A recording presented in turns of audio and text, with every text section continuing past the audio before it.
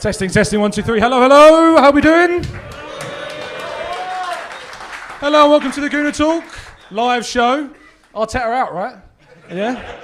No, thank you so much, everybody, for coming. Really appreciate your time. I'm sorry that we couldn't bring you the result yesterday. Trust me, I was sitting on my sofa fuming at that result. Obviously because I'm an Arsenal fan, mainly because I knew you guys were coming to the show today. And I really wish we could have delivered you a result that would have been so much better. But we're going to have a bit of a therapy session. We're going to talk all about it and more. And I want to introduce you to my guests this evening. First of all, he's the other half of the Canton and Symeou show. He's the leader of the Chronicles of a Gooner and a BBC Radio London commentator. It's Mr. Harry Symeou.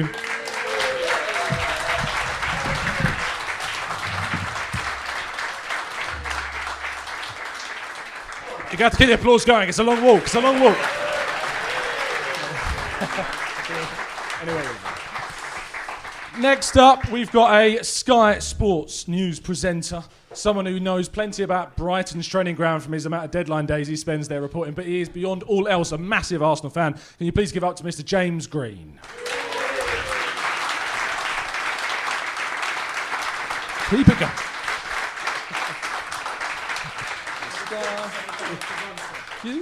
Next, we've got the Queen of the Arsenal Gogglebox series and someone who basically listens to Joey Barton's podcast so you don't have to and takes the absolute piss out of it. It's Miss Laura Francis Kirk.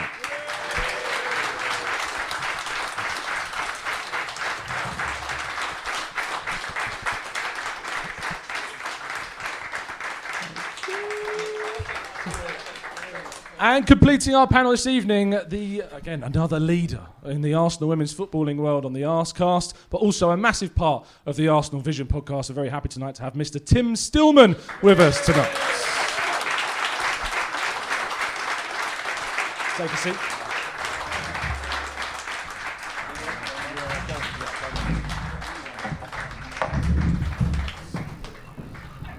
So again, a massive thank you to so many of you for coming out tonight and listening to us.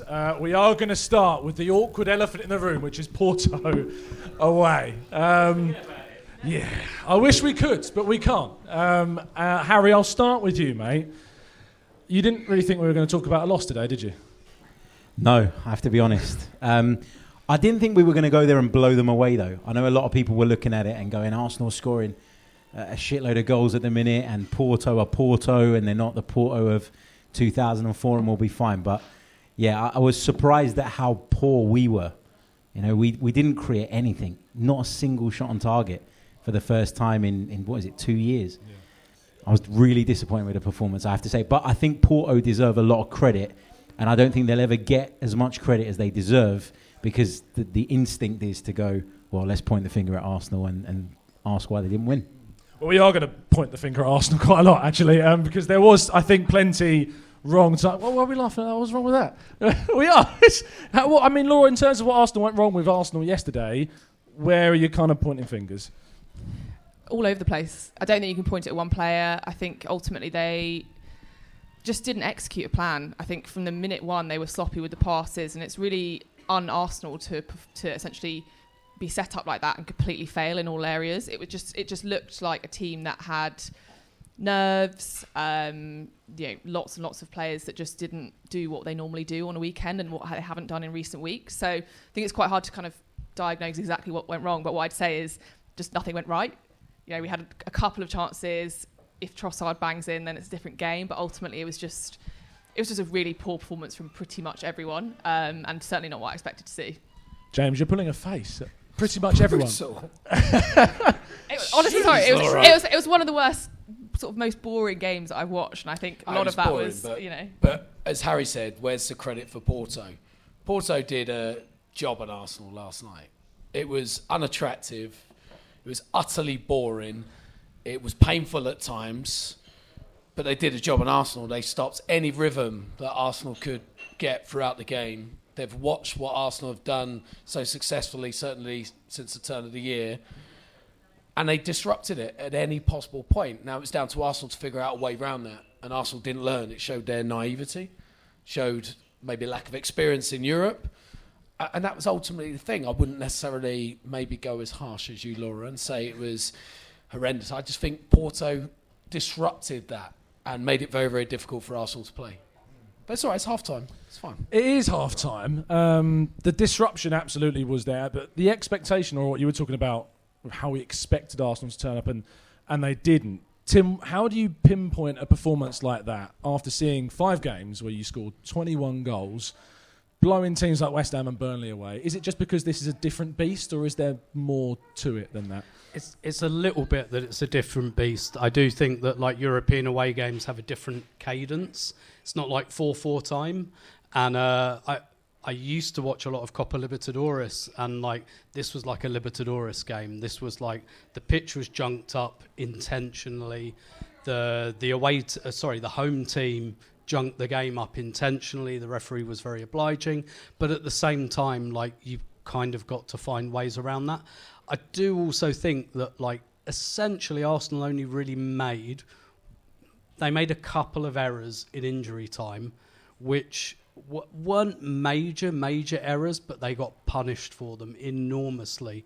And I do wonder how different the conversation would be if it had just finished 0-0 and we'd have just come out and said, actually, we weren't great.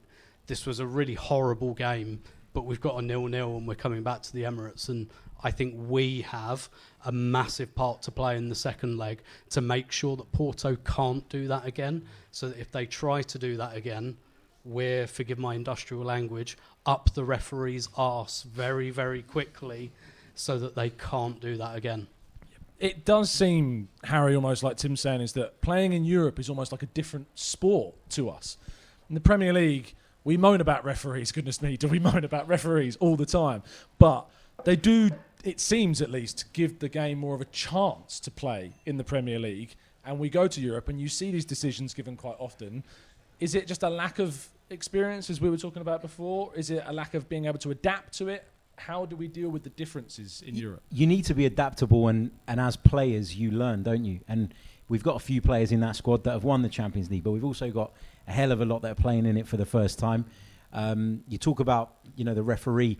I thought the bit that really got on my nerves was the set pieces. Every time we had a corner, we've been using blockers from corners all season, and in the Premier League you'll get away with it. But some of those Porto players, it was as though there was a sniper in the crowd. And literally, the minute there was any contact, they were down on the ground. There was one where the keeper, he went down, and he was down for ages, and it was his own player that stepped on him. And I'm like, literally, it was a masterclass in housery from Porto. So that was one side of what they did really well. But the other side of what they did really well, it's the only bit of credit I'll give them, and then we can just talk Arsenal. But I think that what's been really good about us in recent weeks is that we've been able to work that space in between the lines again, which we stopped doing for a little while, maybe because we just weren't on form. What Porto did was a really great job of making sure that when we move into that shape where we kind of got a front five, where Odegaard and Havertz join in with the attack, they shut off the supply into that area of the pitch. And the gap between their defence and midfield at times was minimal. There was no space to operate. And the worst thing about it for me is not that we've lost this 1-0, because I do think we'll turn it around. The worst thing is that Eddie Howe would have been watching that last night. And given the way they turned up at the Emirates last season and just defended, he'll be rubbing his hands together because Porto showed them the blueprint of how to stop Arsenal. I think actually Newcastle showed Porto the blueprint last year. Maybe, yeah. and they executed it, as you say, perfectly. Now, Laura, you said it was it horrendous? Is that the word? Did I say horrendous? Was it the worst Arsenal you've ever seen? I don't think I said horrendous, but okay, fair enough. Yeah. Moving into more Arsenal spheres, because, James is looking like a semi-Porto fan tonight of how much credit he wants to give. But in terms of, the actual performance of Arsenal and the issues within it, Odegaard seemed to be, I know he looks frustrated up there, the brightest spark. Is that probably fair to say? He looked the bright, but they stifled him so well. Yeah, and I think I will give credit to Porto here. He is... Again? I tried to move it on. I will give Porto their dues here. He has obviously been our main man for the past couple of weeks, so presumably when they've been watching us and the videos and things, they've gone, right, the way to shut down Arsenal is starting with Odegaard. I think what was frustrating is that we kept trying these balls out to the left with Martinelli. Some of the balls were just not good enough, but we just kept trying it. And as the game went on, you just thought we're gonna have to adapt here, and we just didn't. And I think for me, it sets a bit of a warning for the games that we've got coming up, that if plan A is not working and Odegaard's not pulling the strings like he normally does, we need to be able to, do something different. We're not going to have games like West Ham and Burnley all the time. We've got to go to Wolves. We've obviously got Newcastle the weekend. We can't just rely on Martin Odegaard, as good as he is, because teams will go, he's the puppet master for Arsenal, and if we shut him down, Arsenal haven't got a plan B. I think Porto did that really well yesterday. No, they did. No, we will give credit to Porto. They did really well to shut that down. And I think that, by the way, appreciation for another slideshow. You get them at 8 a.m, but at a live show, we're getting slideshows as well. I think Jakub Kiwior, who's obviously pictured here, James, is a player that I personally think a lot of people underrated very quickly. Came in from Spezia, £20 million. I was doing the January transfer shows, people saying we shouldn't have sold Lino Sousa and he should have played instead of Jakub Kiwior. I think he's done himself an absolute credit in the last few Premier League games. And to be fair, I still thought he was one of the more sprightly players on the night. But what I would say is that the whole defence, and maybe in part the whole team, looked quite tired. Now, Mikel Arteta played the same 11 for the third game in a row. I know a lot of fans, and I think a lot of you guys as well, would have liked to see maybe 1 or 2 tweaks in the 11 potentially. I certainly wanted Jorginho maybe to start this game. We lack depth. Sweet heavens was the joke I used because they were both on the bench. I like that. That was good, by the way. But in terms, Probably your best tweet ever, to be fair. I agree. I'm with we've you. got about 7 likes. I wasn't very. But Yeah, there's 2 right here. did Arteta make an error in picking the same 11 once again? No, not at all. You can't say they were tired. I don't think they were tired at all. Since the turn of the year, they've had a nice sunny trip to Dubai. They've had a week in between games. They've had plenty of time to rest and recover. I don't think that was an issue last night. I think they were trying to figure out how to go against this Porto side. And you talk about Odegaard. I don't think I've seen Odegaard so deep all season. He was almost playing alongside Declan Rice so far back because he was desperate to get on the ball and desperate to do something. Usually we know we can feed him the ball. He picks up the ball in between the lines, and that's where we get our success. Well, they blocked that, so he tried to figure out another way of playing. And look, it didn't work. For Kiwior, look, he's come in, he's done a great job. I mean, left-back's been a problem area all season. I spoke to Arteta at the start of the season. When he signed Jurriën Timber, he was a big, big signing. This was a player that Arteta looked at as a huge part of where Arsenal were going to go this season, and he was devastated when he picked up the injury. We know what we get with Alex Zinchenko. Some good games, some bad games. He's good when he moves into that midfield area.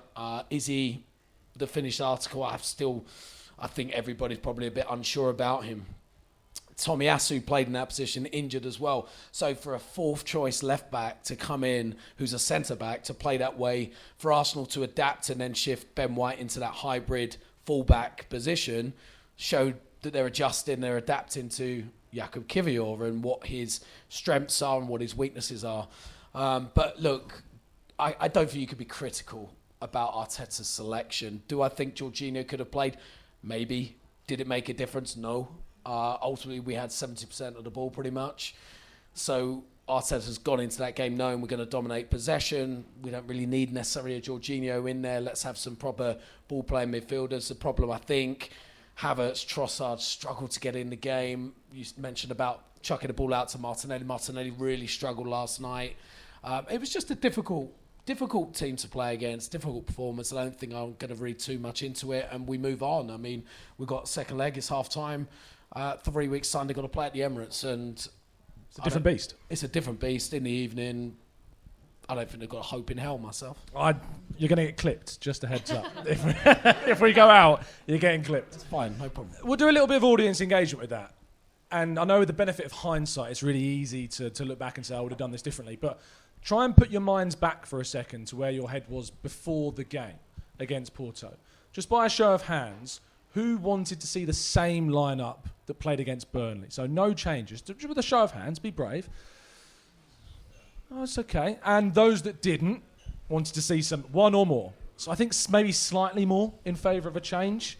But pretty split. Tim, where do you sit with this one? I think the only particular change there could have been is the only substitution that was made on the night, which was for Jorginho. What does that say? That says something about the team. I mean, it says something about maybe the injuries we've got at the moment and some of the guys who are on the bench that are are not trusted and not longed for this club. But like, I really think, at the risk of making excuses, the pitch is quite underplayed, because even when Jorginho, like when Ødegaard is miscontrolling the ball and Jorginho's passing the ball out of play, there's something wrong with the pitch, I think. You're going to be that guy. I am going to be that guy. But at the same time, like we could have played Jorginho. Like I don't have massively strong feelings about that, to be honest. Like we could have, and I think we maybe would have been fine with that. But at the same time, like, the easiest analysis in the world is to say that like the players that are injured would have made a difference. So let's do that. I really think Gabriel Jesus would have made a massive difference, because Leandro Trossard is really good at that false nine role, but he wants the ball to find him. Gabriel Jesus goes and finds the ball, and I think this was a go and find the ball game. And I also think what Zinchenko does is enormously underrated. There is a reason that nobody else can do that role. Even Ben White, who I love and adore, doesn't do it like Zinchenko does. And just try and roll over in your mind, who else in world football does what Zinchenko does, like plays two positions at the same time? It's hard. That is really hard to do. And I think we missed that, particularly with the pitch, because I felt like it was a short pass pitch. It was a rondos, let's have this guy who has 100 touches and shifts the ball 5 yards. Like, I felt like it was that kind of pitch, and I do feel like we missed those two players. And also, not least, because the three players in our squad who have Champions League knockout experience are Jorginho, who didn't start, Zinchenko and Gabriel Jesus, who are injured. And so maybe it was an oversight to leave Jorginho out because of that. But you're right, it was the only change, really. I mean, there wasn't people campaigning for Smith Rowe to start, really, or Fabio Vieira to come straight back in, or Sweet Heaven to get involved. But I think that it's just great, isn't it? Sweet Heaven on the bench. Amazing. I love that you find it funnier than anybody else, though. It's incredible. I love it. I really do. It's just, I'll be very honest. Hush, who's my editor, who's sitting over there, actually did come up with that first, and I stole it from him. He should have put your name in brackets at the bottom of the tweet.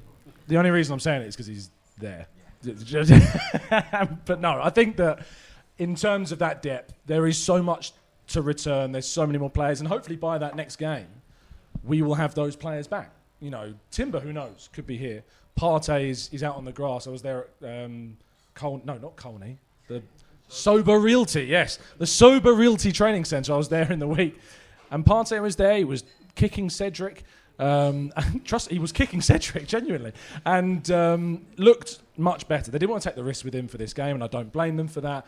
And we want to see him back as soon as possible because we know the value he brings to the pitch. But I think with Zinchenko, as Tim was pointing out, that presence at the Emirates will be massive for us if indeed he is back. And there's still not really too much clarity about when we might get him back at the moment, which is a bit of a worry. I don't want to linger too much longer, although I've realised there's a couple more slides on Porto, actually.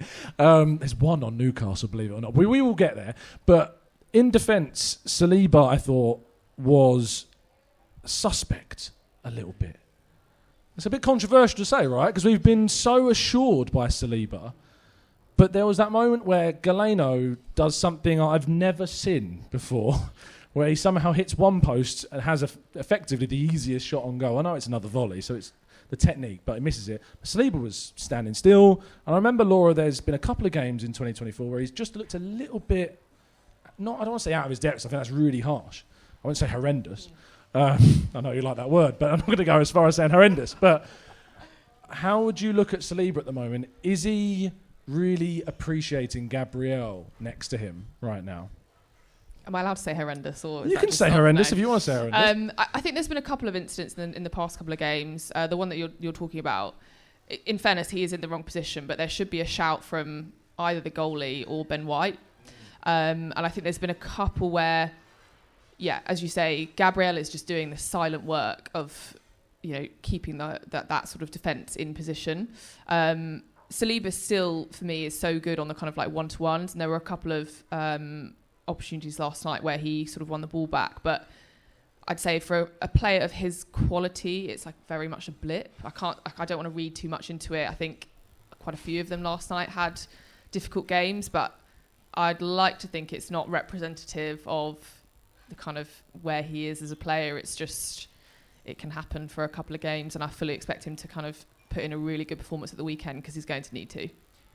Can I just say on Saliba, I think, we've been saying about the change that we've made. James mentioned it earlier. Kivior now playing more like a defender, coming inside and being the left centre-back when White comes in. What that means is Saliba's gone from being the central one when we're in that back three to now being the one on the right. And the one on the right is going to be more exposed than the guy in the middle that has two players around him. And, we've always looked at Gabriel in the past and gone, he looks like the suspect one. Well, that's because he was covering Zinchenko's area as well. And now Saliba has to cover the right back's area because the right back's going in field. So there's a bit of adaptation there. It's not just White playing a new role. It's not Kivior playing a new role. It's Saliba as well.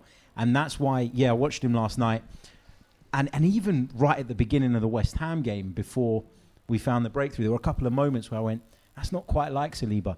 But I think we have to factor in that he's playing a different role now. I think it's an excellent point. Because if anything, what it does is it highlights how good Gabriel is. Because he's been playing that role on the left and having to cover two positions for so long in this Arteta system, and now Saliba's just having to do it for the first time, really. So, excellent point. We started with that same 11, and James Leandro Trossard was up front. The first game he has started at centre-forward that Arsenal have lost. He's played 10 games there. Started 10 games at centre-forward. He's won 9 of those. Now it's 11. He's lost 1. He's drawn 1. And I thought he was very quiet. Again, is that more down to Porto? Was it an off game? And does there need to be question marks about what we do in the future with this centre-forward role? Let's not go too far into the future. It's one game. Transfers. We love transfers. Come on. It's one game. Harry, by the way, spot on with Saliba. I mean, literally the first moment of the game, I think there was an attack down that side and he got caught out straight away. And I think straight away his just head went a little bit. The thing with Saliba, we've got to remember, he's very young. And because we see him play, we see how he plays, we don't think he's a young player because he doesn't play like that. He plays like a 30-year-old who's been playing the game for 15 years, but he's young. And we've got to remember that. And actually, we need to just give him a little bit of time. On Gabriel, last season, I was his biggest fan. I think he's stepped up after the World Cup. I think he's been our most improved player. I think he's absolutely solid. I think he's superb. He epitomises everything that's good about this Arsenal team, in my opinion. But as regards Trossard, look, we couldn't get the ball in between the lines. And we mentioned it before. If you look at Porto's line, they defended really high. We struggled to get the ball over the top. Maybe that was something we needed to be better at, and better quality passing over, as you mentioned earlier, Laura, to the left, to Martinelli. But we couldn't get the ball in between the lines. So it wasn't just Trossard. Havertz didn't get on the ball. Ødegaard had to come deep. It's just the nature of it. I don't think we can slam Trossard for that. I think Tim made a great point. Gabriel Jesus was the biggest miss last night. European experience, chasing that ball, putting defenders under pressure. That's where we missed out last night, in my opinion, because in those games, we need something different. And Gabriel Jesus is that different player that we've got in our ranks. But look, let's not be harsh on Trossard. What's the record? 11 games, 9 wins, starting as centre-forward. Yep. Give him a break, Tom. I've just got to ask the questions. That's all I can do is I've just got to ask the questions. Sounds like you've got an agenda, Tom. It does. If I said that on Sky, that's what I'd be accused of as well. Look, just because you look best holding the microphone, whatever it is. Tim, the centre-forward position, you've been incredibly complimentary of Jesus. You've seen him a lot more than we have prior to him coming to Arsenal as well.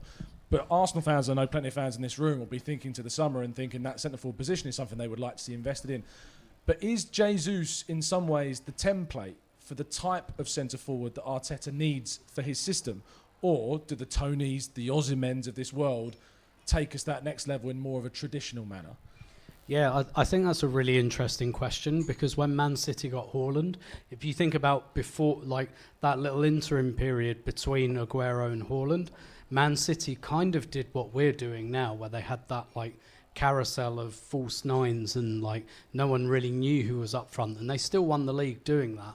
But then they bought Haaland and it was like, this player is so good, we will change our whole style of play for him, which they've done pretty successfully. It took them half a season, but like he was of that quality where someone like Pep Guardiola was willing to say, I will change what my team does to serve this guy. Can Arsenal get that guy in the transfer market? I'm not convinced. If we can, great, brilliant, I'm all for it. But I think what's more likely for me, I'd just like to see another forward. I'd maybe like to just see an upgrade on one or both of Nelson and Nketiah. Just another 10 to 15 goal a season forward, I think is more likely to happen for us. So like even last night, like we didn't sub any of the front five really. Well, no, we took Trossard off, didn't we? But like we didn't really change the front four at all. I'd really like, even if it's in one of the wide positions, to be able to bring someone like Saka or Martinelli off and say, okay, this doesn't have to be like, you know, a requiem for your Arsenal future. It's just not happening for you tonight. We'll bring on this guy.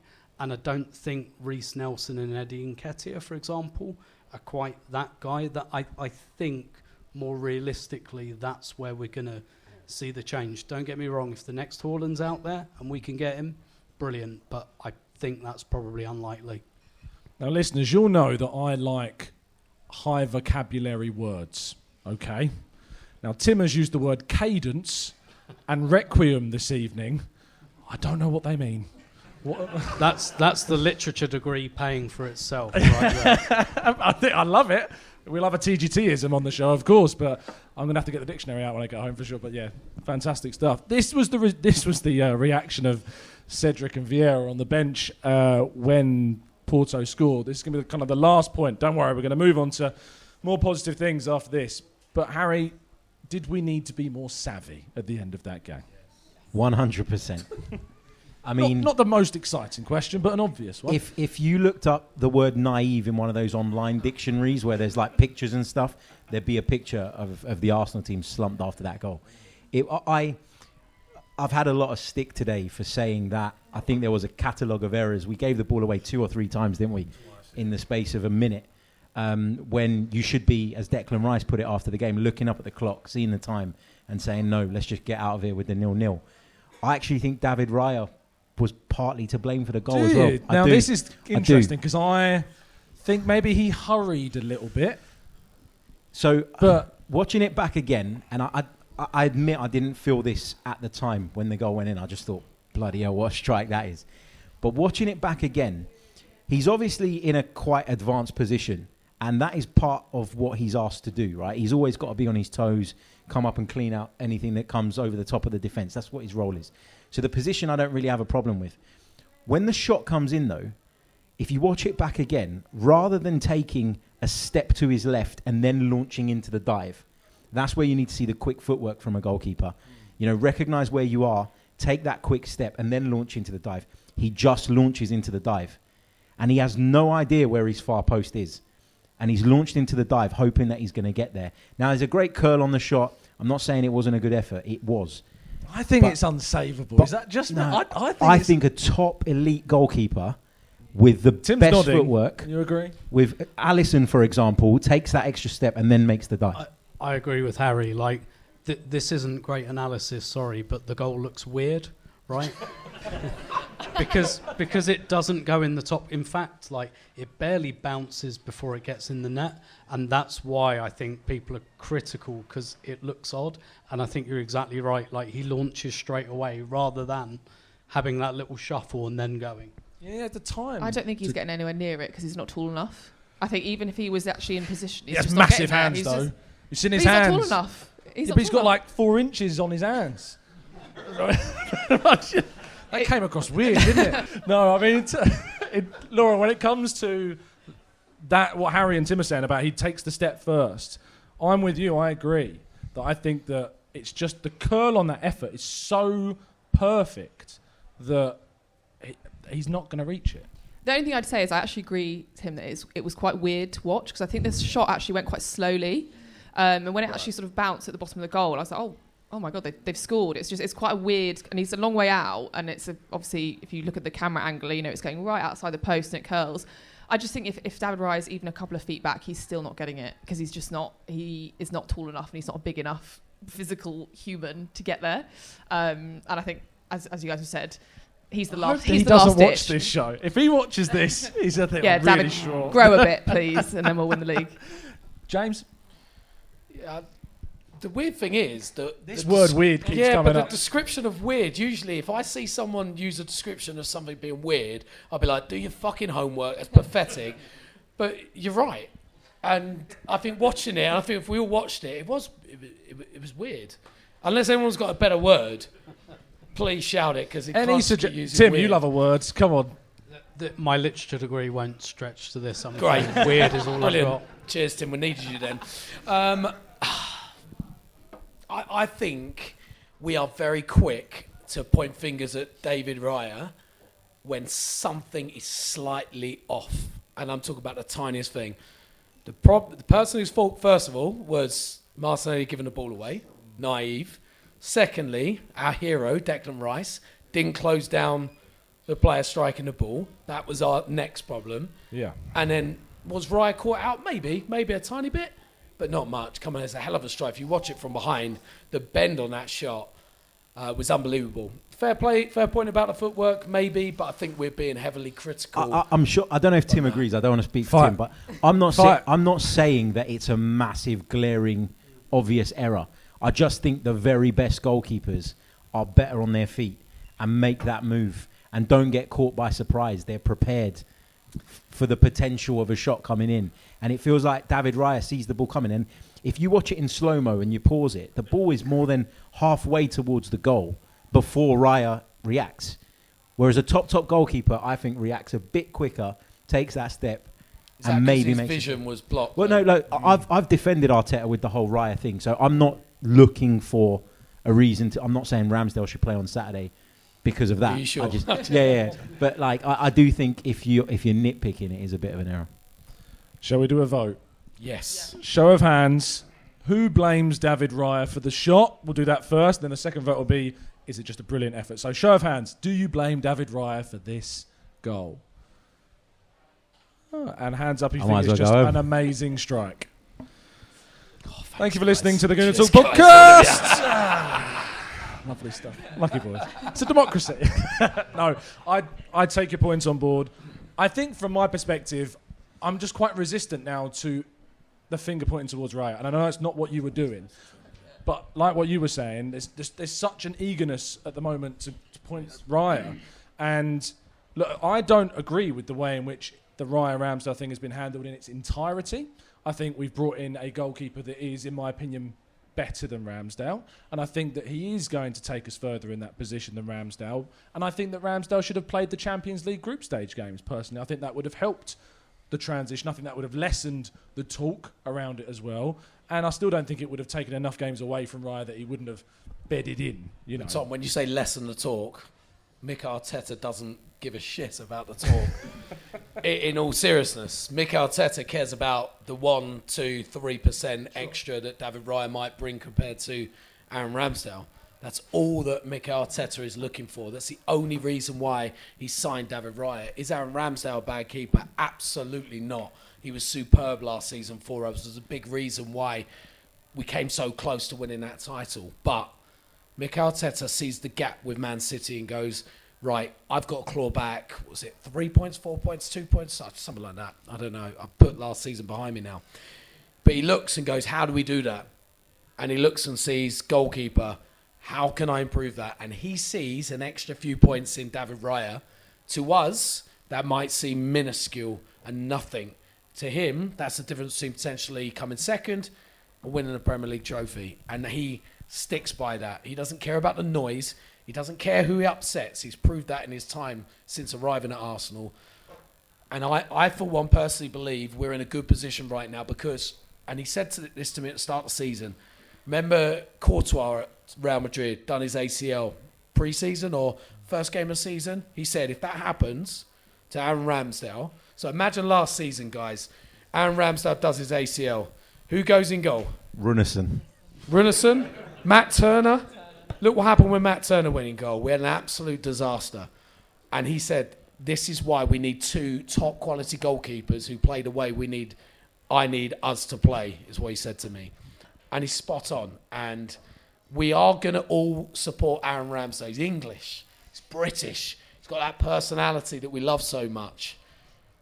But if David Raya earns us an extra few points, and that's the difference between winning and losing, I'll take David Raya all day long. You know when you get called Arteta's lawyer, I think you've got to run for your money, mate. Yeah, I know. I was just thinking that I need to recruit him. Brilliant stuff. No, but this is a manager that takes light bulbs into changing rooms and puts "You'll Never Walk Alone" on speakers. So nobody should be surprised that he's trying to gain the smallest advantages. No, of course. Marginal gains. At the end of the day, I think you're absolutely spot on. And I think that anything we want to see this team get better. I remember doing the show back in like 2017, and we were like in this purgatorial state of staying in and around the top 4. You know, at the end of Arsene Wenger's era, Unai Emery got us to a Europa League final, of course, but again, still not really pushing to the heights that we pushed to this season. It comes to a stage where, yes, I think we can be critical, yes, we can ask some questions, but the overriding theme is that Arsenal have gone in one direction, and that is upwards. And I don't know about you guys, but I am still very confident that when we go to play Porto again at the Emirates, that we are going to be much, much better. Yes, his record at home in European competitions is something I know going to be in people's minds, but you know, he's won 3 Champions League ties at home this season. I think we've scored 11 goals in those 3 games. Yeah, exactly. Yeah. Like you look in the group stage, away from home, we took 4 points out of 9, and that Sevilla game, I mean, that aged me. I swear I looked 25 before that, and that was the one we won. So like Lens and PSV, I don't remember, to be fair. But like, yeah, it's That was really well timed. The timing was impeccable. Wow. I nearly drew then. So yeah, like clearly there's a massive divergence between our home and away results in Europe, and you know, fingers crossed that continues. Indeed. The next game is Newcastle at home, which is in 2 days, which is such a short space of time, not only to face a very, you know, they're not as good as what they were last season, Laura, Newcastle, but they're still very dangerous. They've got a lot of quality players, and they've had a week to rest. We're coming back from Portugal. They would have got back today. They'll have a training session on Friday, which will mostly be about recovery. They might not even get much training in, the way in which I know how the training system works, but Saturday then is the game at 8 p.m. How are you feeling going into that after what we've seen on Wednesday? A little bit nervous because I think, as we were saying, Eddie Howe's going to be looking at Porto and going, "This is how we beat Arsenal." They obviously did it at the Emirates last year in terms of setting up to come to the Emirates, to stink it out, to spend 50% of the time on the floor, and I think Arsenal will be potentially tired. I think the crowd is going to be really, really important. Obviously, at St James's Park, they have that same sort of thing, but we will basically have to be howling for every decision. And we are maybe a little bit under pressure with obviously Liverpool and City winning midweek. So it really kind of feels like, this is a very, very big game for us. It's one that I think from a purely fan perspective, I'd absolutely love to just smash Newcastle. They're sort of, they think they're amongst the big boys now because they've got the money, and they're back in the big time. And I think we just need to put them in their place. But ultimately, coming off the back of last night, I do think we need to be slightly wary of how the players are feeling. They're not going to roll over like West Ham and Burnley did. So we'll go into a Premier League game unlikely to have our way in the same way that we have the past couple of games. Even the Liverpool game, we've been dominant at home for many games, 5-6 games, even, as far back as the Villa game where we went away, we were still really dominant. This could be a slightly different type of game, a lot more kind of gritty. The players showed last night that they're maybe not quite used to that yet, so they're going to have to, adapt and go again. But I'm feeling nervous, but only because I hate Newcastle. I've really got this burning hatred of them this season. So it's more just the fact that it's a big game. They'll want to kind of prove something to us again. And it means obviously a lot with City and Liverpool winning that we just got to keep the pace. But yeah, I don't want to see Eddie Howe doing this smug little smile on the touchline at the end of it. It'll ruin my weekend. Is he smiling up? Oh God. He's literally got that smug smile. James, I asked you about Arteta not changing things ahead of this game, and the lineup's the same. Does Jorginho now come into this game because of the need, I think, to rotate, having played such a short time ago? We don't know who is going to be available, who is obviously trained. We know Thomas Partey's been in training this week and at the end of last week as well, but we don't know how ready he's going to be. Mikel Arteta's press conference is, of course, tomorrow is the time we record this. How do you feel about what changes might need to be made just to keep the energy up? Yeah, I mean, it's always difficult after a European away fixture. We know that. It's not as easy to recover. I don't particularly think the players used up too much energy last night. Really, they only played 50 minutes. So that's all right. And, I mean, that's a joke, but in all seriousness, it's probably... The ball was only in play for 50 minutes, yeah. Ran around 50, and we had the ball for 70% of that. So we didn't have the... My maths is shit, so someone will have to work it out, but we didn't have the ball for that much. Newcastle... 35 minutes. Is that right? Yeah. There we go. Right, so it's not a lot. I just had to... I'm glad. That's why I was giving you the time to work it out. Look, like you said... I hope we smash them. I hope we give them something after what they did to us at St James's Park. If I'm honest with you, I want to see us be pretty physical with them. I think we need to fight fire with fire a little bit more. We shouldn't be bullied like I think we were a little bit at St James's Park, and I didn't like it. And I think they'd have learnt from that. This is what we're seeing with Mikel Arteta's side, that they're learning from experiences. I think changes-wise, yeah, we might need to freshen it up a little bit. We haven't got a huge amount of options. Injuries is a big problem at the moment. You're saying to me, will you put Jorginho in the middle? I don't know. Maybe. But we're at home, and we're going to dominate possession. And Newcastle are going to do what they did last year, and they're going to sit everyone behind the ball, frustrate us. They're going to do the same. What do we need? We need... maybe more forward-thinking players. Do we need Declan Rice and Jorginho? And I know you said Newcastle might be one of these sides now, elite sides. They're not, though, are they yet? They're absolutely nothing compared Pretty to good, us though. right now. Are they, though, this season? Are they? They've got injuries. They're struggling. I don't believe they are. I believe they're not going to come at us. We're losing so bad now. Well, again, clip it up. It's fine, no problem. But no, I think we should be confident. I think we should be confident of what we've done at the Emirates Stadium recently. Whether he mixes things up, I just think we're really short of options right now, and that's our biggest problem.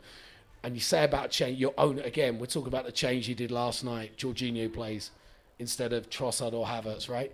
What else does he do? I don't know. Tim?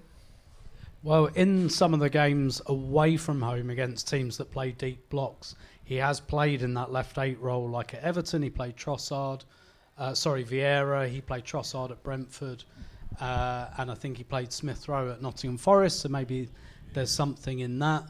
But really, I think for this game in particular, with respect to teetotal Arsenal fans, there should be a 4-drink minimum at the turnstile, because I think it's very, very important that we do not let Newcastle junk up the game in the way that they did last time and that FC Porto did. I think when we played them last time as well, we had Eddie Nketiah up front, which is not necessarily a criticism Eddie per se, but for that type of game when you're playing like against a deep block, having someone that just gets lost in that penalty area, maybe not ideal. And maybe assuming Jesus is not available, having Trossard. Again, we've seen with those proper deep blocks, like Porto didn't play a deep block, they played more of a mid block, so it kind of depends what Newcastle do. But really, I think there's a big onus on us as well. One of the things I think Arteta's been really, really good at during his whole time as coach is like having the chip on the shoulder. You know, like we often learn, like when he's asked about teams before the game, he'll be like, oh yeah, we don't really care about that, and then we go and beat them, and afterwards it's like, yeah, we showed them video, we went Clockwork Orange, and we showed them videos of the last game, and like we made them hate that team. Like, I wouldn't be surprised if that happens this time. Like tomorrow in his pre-match press conference, it'll be like, yeah, we're not after revenge and stuff. and we beat them 3-0 on Saturday night, and they'll be like, yeah, I made them stay up till 6 o'clock in the morning watching the last game. Like, I do think there's an element of that in there as well. No, I think you're spot on. And it's going to be very, very difficult, I think, to, I guess, deal with the fact that we know, Harry, that Newcastle are going to do probably what they did and what Porto did against us, where they're going to try and chop the game up or junk the game up. Is that what you said too? I love that phrase. That's great. And I think that when it comes to looking at specifically Newcastle's threat and the attacking players that have hurt us in the past, and Guimaraes, who somehow avoided a yellow card in his last 2 games, which would have seen him suspended had he have been booked, which is incredibly frustrating. But also I remember when Dan Burn was at left-back and just kind of shut Saka down so much on that left side. And Saka looked very shut down against Porto last night as well. And I think that our wide areas obviously are going to be really key in us getting a result. But how do you, to round this section off, kind of see us trying to combat what Newcastle provide? I think it'll be pretty much more of what we've seen recently, pushing the 2 number 8s into the front line as much as possible, trying to occupy as many of their back line as possible, and hoping that you can make runs from deeper areas and get into the spaces that you need to. I agree with you, Laura, on the whole Newcastle thing. When I was growing up, I actually looked at Newcastle and thought, I quite like them. Kevin Keegan hates Man United. I hate Man United. Like, this is fine. But ever since Eddie Howe's taken over, I've got this huge dislike for them. It's just that look. It's that look. But do you know what's even worse than him? Do you know what's even worse than him? His assistant, Tyndall. He's even worse. But who does he think he is? Like, honestly, I've got this really bad, irrational dislike for Newcastle United. And I would love nothing more than to get a 96-minute winner off of Gabriel's backside and beat them. And watch the Emirates just erupt, and then Eddie Howe having to stand there and take it all in. But back to your actual question. Minutes of 0-0, that'd be awful. Back to your actual question. I think you're about to launch into I would love it. Yeah, I am. I'm on a rant. I'm going to go on a rant. But no, back to your question though. It is about overloading the right areas. It is about using runners. We're going to have to be patient. The calls for Jorginho to come back in the team, not for me, not in this game. I think it's the right thing to do when you really, really respect the opposition, like we did against Liverpool. Jorginho didn't play as a 6 that day. He played slightly to the left of Rice, and he protected the left back quite a bit. And also, with it, in the second half, especially when we didn't have Zinchenko in the side, he was able to progress the ball from that area. But it was mainly designed, in my opinion, to prevent us getting caught out on the break. And I don't think you're going to have to worry about that as much against Newcastle as you do against Liverpool. So for me, Jorginho wouldn't start this one. Interesting. We'll probably continue the Newcastle chat in part 2 when we're going to take some of your questions as well. Hello. Thank you so much for tuning in back for the second part. I'm talking as if I'm on the camera still. This is weird. Is it working? Is it working? Do I sound like a chipmunk again? But thank you so much, everyone that bought tickets. If you're sneaky, you might be able to go over and grab some while we're live if you forgot during the break. But we'll be drawing those out in the second or the end of the second part. But we're going to move to the Q&A section. So thank you for those that have sent in your tweets. You can still send them in if you haven't done so already. We're going to start. Now, I haven't vetted these, so it's more fun that way. This could be dangerous. This part might not go out on the channel. Let's go to Zed Tom. Where's Zed Tom? In the room. Harry's going to you. I really like the complementary of Jorginho and Rice as a midfield pairing and would like to see them against Newcastle. If they do, who would you rather see up front? Trossard, Havertz, Eddie, or, wait for it, Cedric? Thank you, Tom. It's to you, mate. It's to me, okay. At least he's listening. I was listening, I just didn't know it was to me. Okay, so which one would I go with up front? I know you talked about his record and it being really, really good. It is really good. But I think I lean towards Havertz in a lot of games because of that physical stature. And I think it gives you a different option. I think the link-up play is there with Havertz. I think the aerial threat is there that you don't get with Trossard. The only thing is I think Trossard's a better finisher, but I don't think our centre-forward that often is the one that ends up in the position to finish a chance. I think the centre-forward for Arsenal in this kind of system is more often a facilitator than the guy that finishes off the goals. If you look at Jesus last season, I know he was injured for a period, and even this season, It's Saka, Martinelli, Odegaard, where the goals come from. And that type of player for us is the one that opens the door for people. And I think Havertz maybe offers a bit more of that. So that's my choice. But I know that would be controversial. No, fair enough. Respect it. Let's go to Laura with this one. F1 and Arsenal says, how, Laura, do we make the Emirates more hostile? Oh, I see why he's asked this question. Market research. How do we make the Emirates more hostile / intimidating / a fortress atmosphere-wise? # asking for a friend. That's a good question. In terms of making it more hostile, it just needs to be a more constant barrage of sound. So at the moment, it kind of peaks and we get really loud and we sing for 5 minutes and then we all sit down again. And then Martin Odegaard waves his arms a bit and we all stand up again. I think I'm not going to go into the kind of allocation of the sort of Ashburton Army crew, but ultimately they do make a difference because once the clock end starts singing, it very quickly goes around the rest of the stadium. And they're constantly singing, whereas the rest of the ground is led by maybe a couple of groups here and there who start a chant, we do the chant, and then we kind of sit down again. So there's something in keeping it a more consistent, high level of intensity. One thing I would say is that I think the big games this season have been really good atmosphere-wise. I think the Liverpool game was, enormous, but there usually needs to be something that kind of kicks off the next level, so whether that's a big tackle or something, and then whether it is Martin Odegaard waving his arms around, we kind of reach that next level. In terms of having the displays as well, I know that's really, really, when we're kicking off and you can see the banners, that really helps as well.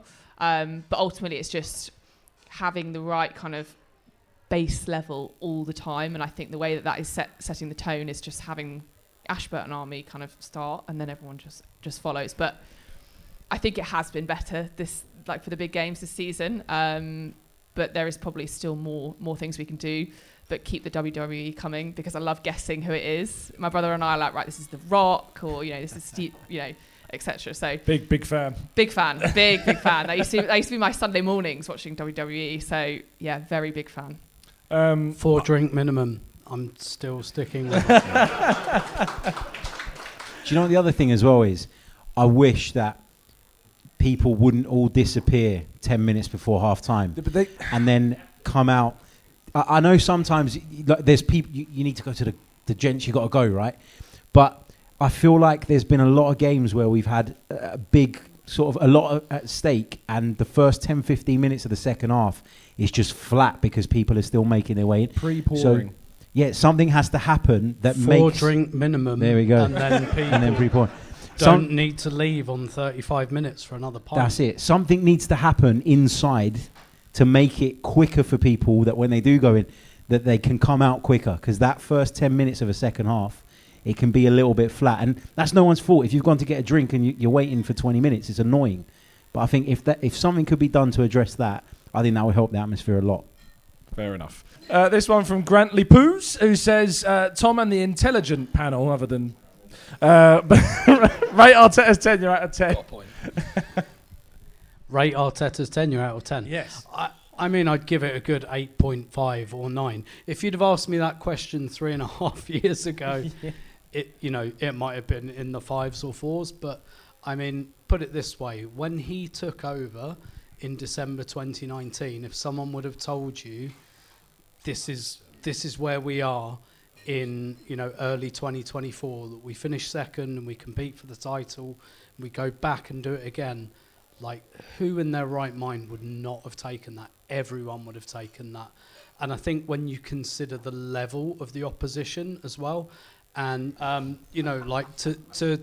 compete with opposition that, I mean, this is a level we haven't been at for 20 years basically, and to hire a first-time coach to bring us back to that level, that's not me saying he's perfect or that everything's been perfect, but yeah, I think it's a straight 8.5, 9 out of 10. No problem for me. Fair enough. Yeah, I've always said around 8.5. I think, we want to see the trophies, we want to see the deliverance. And look, this team, what he's done deserves that. We need to see something that... His lawyer will give him 11, Which I'm one? sure, but... I would. I'm having a night off. James is taking over. Come on. I mean, what's there to complain about? Seriously. Does anyone have any complaints about Mikel Arteta? This is like a phone-in show, isn't it? No. Yeah, go for it. So, with Arteta, right, I obviously am a big fan, and like you said, we've clearly gone upwards trajectory since being at the club. However, if we go trophyless this season, which I think is a Possibility. Should this job come into question to an extent? Because we spent over 200 million last summer. When we came second last year, and we narrowly missed out, a lot of people said, next year's one, we're going to go one step further. I personally think that, I'm not saying there shouldn't necessarily, but there could be some sort of justified. By the way, considering the community we have here, brave to ask that question, and I respect that. James, would you like to speak for your client? Yeah, bouncer, get him out. Look, everyone's entitled to their opinions. That's why football's so special. If we all thought the same way, it'd be absolutely boring, and ultimately nobody would watch Sky Sports News, and I wouldn't have a job. Look, we're competing for the Champions League and the Premier League. There are 2 trophies, right, remaining. We can League Cup. I don't think we're really that fussed when we come in that close to a Premier League title. FA Cup, fine, these things happen. The Premier League is so difficult to win. It's beyond difficult. It's harder than it's ever been. Even back with our glory days, the early 2000s, there was us and Man United. There wasn't anybody else. Let's be realistic about that. 98, 202, 204, us and Man United, that was it. Now there is City, there is Liverpool, and there are a few other clubs dotted around that try and just knock on the door every now and again. I just think if we're really putting just our sole focus on the trophies, then I think we're in a dangerous precedent. I think we've got to look at the job that Arteta's done. I mean, Tim spoke about it perfectly well back in 2019. Would we ever expect to be in a position where we're in now? No, our club was a mess. Let's be real, it was a mess behind the scenes. The squad was a mess. He's had to overturn the whole entire squad. We've got a brand new squad of players, different mindsets, and look at what we're competing for now. And we're in the Champions League this season, and that's the big difference. First season back, just got to give him a bit of time. We don't know what this season's going to bring, and I hope more than anything we're going to be celebrating one of these trophies. But if we don't, I still feel we're in the right path, the right trajectory forward. Well, I'll rephrase it differently, because I completely agree, by the way. I'm not upset about it. Are you sure? What's on the back of that shirt? Yeah, it's going to say, hold on a minute. Anyone literally throws me out of the pub. But like, do you think, maybe a different way I'll phrase it is, do you think he's capable of taking us from contenders to winners? Because that's why I personally got my, and it's not necessarily his fault, because I think this is his first coaching job. This is why I've got my slight doubts. In all honesty. I think you're right to have your doubts, and I think that's absolutely fair to have your doubt, because we are still yet to see that tangible trophy there, right? We've gone in one direction as a club, which is upwards, and I agree with Tim. If you'd have said where we are now when Arteta took over, I said, yeah, okay, good one. And the thing is, we're coming to a point where Arteta is going to have to renew or not renew his deal. After this season, he has 1 year left on his contract. Now, I look at this contract coming up as the contract for me, because what we've done under Arteta is put ourselves into the conversation again. This next contract that is coming up for me is we find out the answer, whether he is the answer. If he in his next contract, but let's say it's 3 years, so it goes from 25 to 28 or whatever it is, sounds like a really long time, but it's 4 years from now, I think personally that period he has to deliver a Premier League title or a Champions League title, and I don't think that's an unfair ask of a manager during that period. If he doesn't win a Premier League title or a Champions League title, I don't think anyone can have any complaints when someone raises the point, has he taken us as far as he can? If in those next 4 years, with more spending, with these players, that's a young group now maturing into their prime years, their Saka will be 26 come the end of that contract, 27, which is scary. But I think that's probably fair to say that the next contract is the contract where he has to deliver that.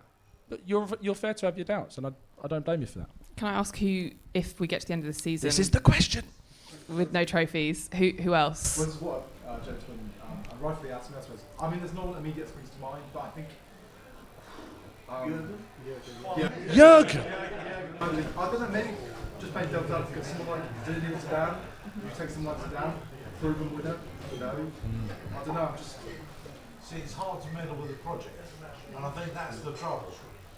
I'll tell you, because I wrote the question, and the reason why I wrote the question was I get a bit peed off on the chat with Arteta's out and things like that. I'm really not. Me too.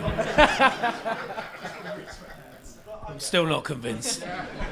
I see it's on the escalator, and I remember 4 years ago, you know, the 2/8s and the dross that we were putting out, and the fact that we were constantly running players down to the last year of the contract. And now it seems to be a lot of positivity, but then I look at last night and think, well, Arteta's got a lot to learn, you know, but that's his inexperience. So I agree with actually what Tom just said. I think the next 4 years is where we should be starting to demand trophies. And I was just interested what the panel had to say. No. Yeah. Kyle asked the questions. Tim, if we bought Neto and Isak, would that make us title winners? I mean, possibly, yeah. Like I said in the first half, I don't think Erling Haaland is out there for us, unfortunately.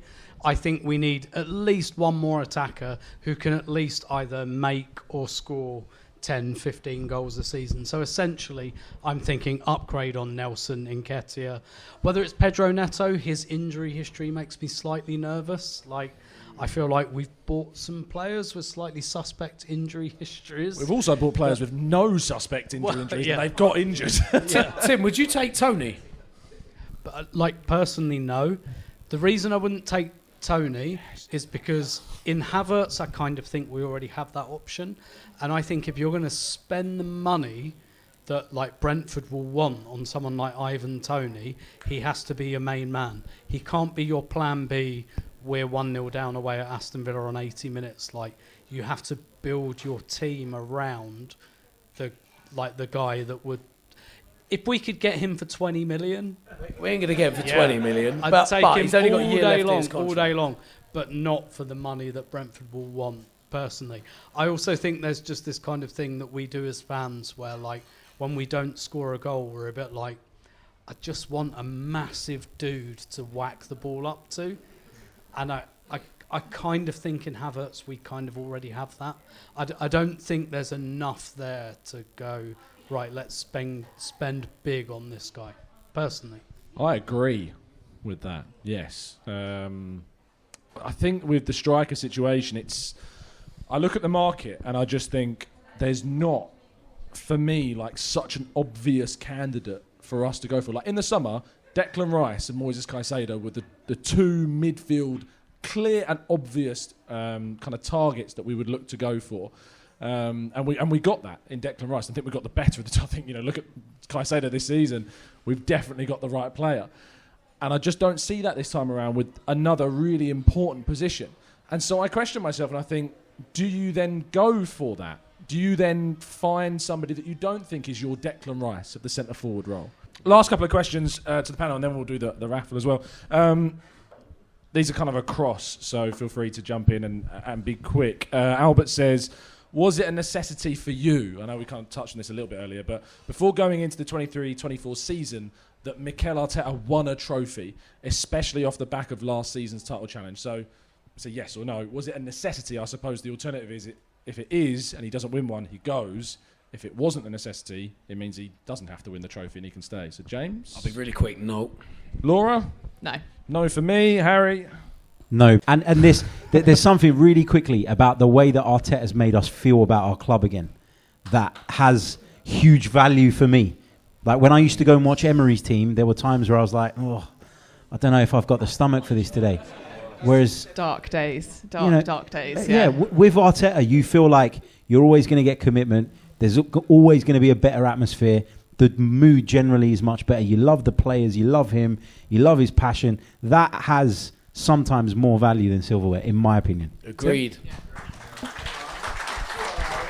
Yeah, you clap. You clap. We see you. Yeah, that's it. Tim?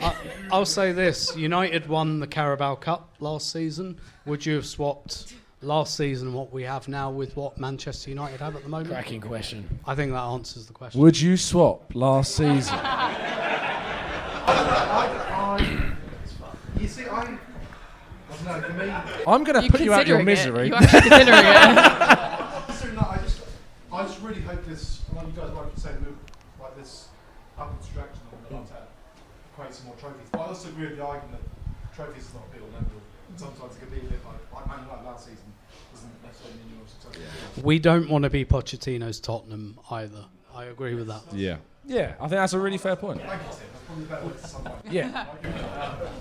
Which is why, as I say earlier, like the next contract has to be the contract where you deliver. To each one of the panel, I'm going to lengthen out this question so you guys got time to think. What has been the best goal that we have scored this season? This is from Warrior of Joy. Where's that? Who's Warrior of Joy? Thank you, mate. Warrior of Joy says theirs was the Declan Rice last gasp winner at Luton Town. Which honestly was incredible. I was sitting on the gantry literally above where they were celebrating. It was amazing. From my perspective, my favourite goal this season, like best goal, favourite or best? Favourite. You're putting us on the spot here, aren't you? Sorry. Favourite goal. I loved Declan Rice against Manchester United. That was great. But I'll be very honest. My favourite goal of the season, because of what it meant, was Martinelli's against Manchester City. Because that goal was like just a big middle finger to Man City. Like, yeah, we are here and we can beat you and we are taking you on this season. And it was the goal that delivered that. So I will go. It was also a massive dirty deflection as well, which is... don't matter. That ball deflected, did it? Don't remember that. James, your favourite goal of this season? I mean, I don't like putting on the spot like that. I lengthened that out. Yeah, I still struggling. It's the beer. I would say one of my favourites was Saka versus Liverpool at home recently. And that's more to do with the build-up. It was an Arteta goal. It was an Arteta goal, building up from the back, playing out, breaking a press. Back in the day, we used to all sit there and absolutely shit ourselves when we were playing out from the back, going, oh no, here we go. We don't do that anymore. We don't. We have trust in the goalkeeper, the defenders, that they can break a press. And they proved it on that occasion. And some brilliant football. Havertz made that great run. We knew Havertz was never going to score, but give him credit. I'm not having that. No, give him credit. Use the goalkeeper as a deflection to knock it into Saka's path. Fucking genius, that guy. Honestly. But that was one of my favourites. And look, beating Man City was a real standpoint this season to say that we mean business this year. Beating Liverpool at home is exactly the same, and that's why those goals mean so much to us as fans, because we're fed up of losing to City, Liverpool, but when we know we can compete with them, it shows, okay, we mean business, and we mean business this year. Regardless of what's going to happen, we're in the race, we're in the title race, we're in the Champions League. I'll tell you what, next few months are going to be exciting. Laura. Am I allowed to? Go on. Okay, I'll do this one first quickly. Declan Rice versus West Ham. Oh yeah, that was great. That was good. Just good goal, and also he, previously we'd let him down. We'd lost twice to West Ham. He conceded a penalty, and I just thought, right, this is amazing. From a purely fan perspective and being in the stadium, my favourite goal is the Gabriel Jesus goal against Man United. Just in terms of like the kind of the cutback, the whole game itself that we thought we'd lost. That's one of my. Eric Ten Hag still thinks he's won that game. Yeah, he will not stop mentioning it, will he? In his press conference. Yeah, but that's the player that we know Gabriel Jesus is, and that was the kind of I just dived on the person in front of me. It was absolutely amazing. Are they okay? I hope they're okay. I came away worse, to be honest. I came away bruised, but we had a great time. Harry. I'm going to go with Trossard's goal against Liverpool, and nothing to do with the actual goal itself. So, when you're sitting in the press box, you try to be a little bit calmer, and when I'm on, because I'm on the radio, I can shout down my microphone, and it's fine. That's acceptable, and it's fine. It's a big moment, whatever. The guy from BBC Merseyside next to me, when Liverpool scored, he was banging on the desk. Like, it was mad. I've never seen anything like it. He was... And so the reason I love the Trossard goal, I didn't celebrate the second one but as much, but the reason I enjoyed the Trossard one was because I turned and looked at him and his face was down here and I just started banging on the desk back. So that's why that's my favourite. Tim, you got to beat that now. Oh, wow. I think mine is Declan Rice at Luton, the last-minute winner, because in the last couple of years, I've got a young daughter now. I can't quite go to the same number of games I used to. And so I was watching that on TV. And I won't bore you with the architecture of my house, but my daughter was asleep just a little bit above. And so one of the skills I've had to learn in the last couple of years is the silent celebration. And when that went in, I really, really harnessed that skill. Because it's a hell of a skill, that. I ended up on the other side of the living room, punching the air, but somehow not making a single sound the whole way through. And so for me, that goal, brilliant goal, but just marks a lovely change in my life. I don't know if anyone's seen it, but there's a video of some Borussia Mönchengladbach fans and some Bayern Munich fans in the same room, and they're doing the silent watch of the game. And Gladbach score. Two of these guys stand up, run across each other, and just slam into each other by accident, and are just falling about everywhere. And they remain silent the entire time. And also one of my favourite fan videos, the kind of, I think the advertising hoarding collapses. I think everyone's seen that. And there's just, at Luton, and there's just one guy who's just who's prone on the floor and can't get up and just starts slapping the grass, and he's here tonight! Which I think we can all relate to. Absolutely. Some glorious goals. Honourable mentions? Anyone that we didn't mention a goal? Saka against Forest. Oh, yeah, that was nice as well. Oh, yeah, that was from 40 yards out. Everyone forgets that goal, don't they? 2. Eddie Nketiah's goal at Sheffield United was unbelievable. 35 yards or so out. Was it Zinchenko against... Was it Burnley? Yeah. A little scissor kick. Yeah, that gets an honourable mention. There's your little reanimation there. But no, I think there's been some great goals this season. I think we're on the right track. I think that everyone but one person in this room thinks we're on the right track. I'm only joking. Can we get him... James is going to have words afterwards. But mate, in all seriousness, you should ask Tom for a refund. This is not fair.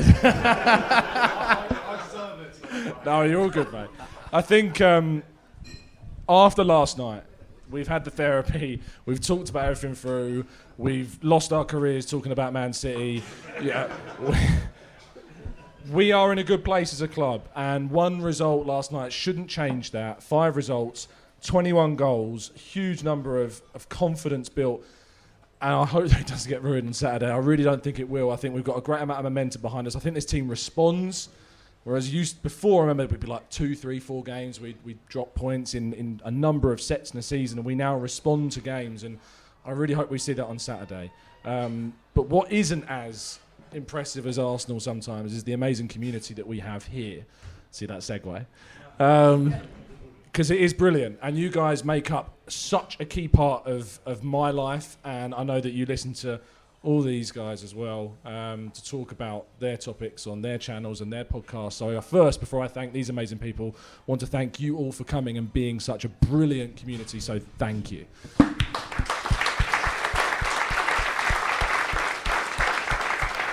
But now I will thank my panellists who have been excellent this evening. First of all, Tim Stillman, thank you so much. Mr. Harry Symeou. Thank you. Laura Kirk-Francis. And James Green. Thank you to all of you. And for Tom as well, guys, because not only does he put together these amazing events, and then we all get to enjoy them as well when Tom does all the work, but he gets up at what time every morning? Oh, at 5 a.m? No, man. 7 a.m. about that. Is commit to do an 8 a.m. show. Like to be ready to face a camera at 8 a.m. is impressive, mate. So, the week. Sometimes I see him on a Sunday. I'm like, what are you doing, man? Have a day off. He just doesn't.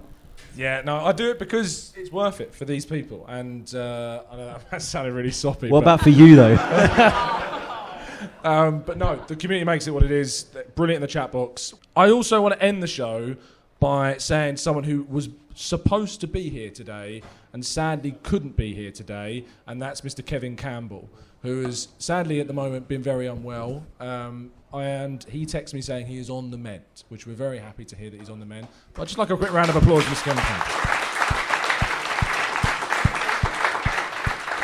And we wish him and we wish Sophie as well all the best in the world, because Sophie needs a lot of support as well at the moment. So please send all your love towards them. Thank you once again. I'll be doing the raffle shortly, but if you want to go get a drink, and we'll have a 2-minute break, and then we'll do the raffle prizes. So thank you all.